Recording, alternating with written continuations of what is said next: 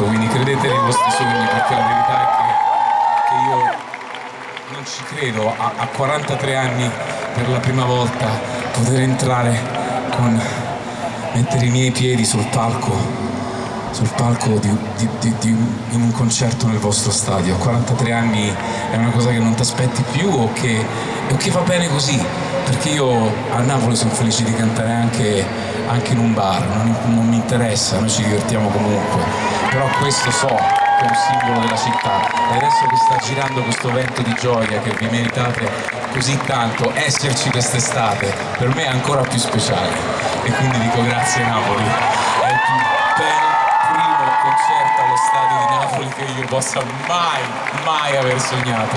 Grazie Napoli, buonanotte.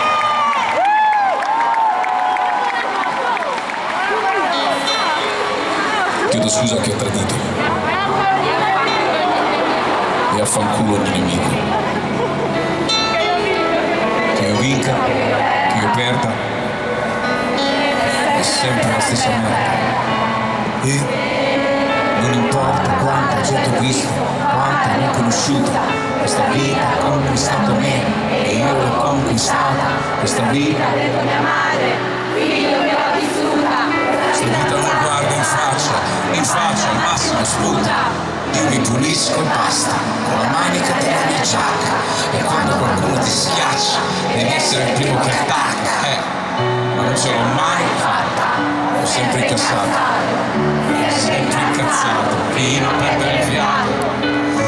Arriverà la fine, ma non sarà la fine, come ogni volta ad aspettare fare 1000 file, ho visto un numero in mano e su tutti al primo piano, come un bel film che purtroppo non guarderà nessuno. Io non lo so chi sono e mi spaventa scoprirlo, guardo il mio volto allo specchio ma non saprei disegnarlo. Come ti parlo da sempre della mia stessa vita, non posso rifarlo e raccontarlo, è una gran fatica. Vorrei che fosse oggi, in un attimo già domani, per iniziare, per stravolgere tutti i miei piani.